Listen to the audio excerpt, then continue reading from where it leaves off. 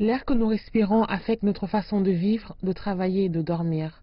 La rapide urbanisation et le développement industriel participent à la création et à l'amélioration des conditions socio-économiques en Afrique. Cependant, ils génèrent également plus de pollution et ne se conforment plus aux normes sanitaires. Selon l'Organisation mondiale de la santé, 92% de la population africaine vit sous un nuage de pollution.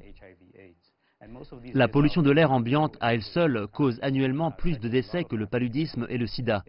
Ces décès surviennent en grande partie dans les pays à revenus faibles et intermédiaires, comme c'est le cas pour de nombreux pays africains.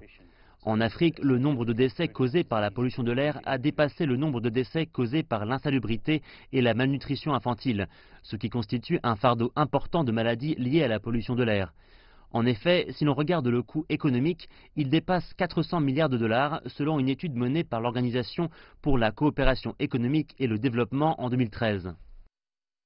Tapiwa Chiwewe dirige une équipe à Johannesburg qui cherche à inverser la tendance en utilisant la technologie pour surveiller et prévoir les niveaux de pollution.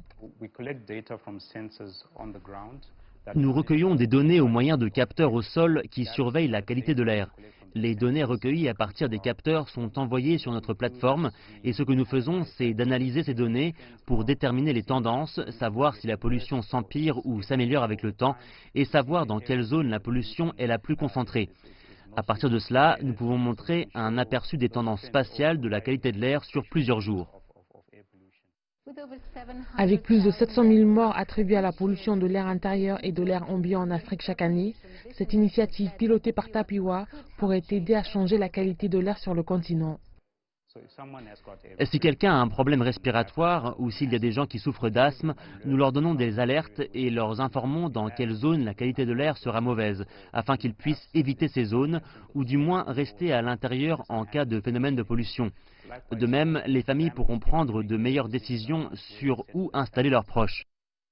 C'est un saut technologique pour les villes à travers l'Afrique qui luttent contre le changement climatique et la pollution et qui tentent de garder leurs citoyens en bonne santé et productifs. On espère que le nouveau projet conduira à l'adoption de mesures et à l'assainissement de l'air pour assurer un développement durable des zones urbaines et une meilleure gestion des industries.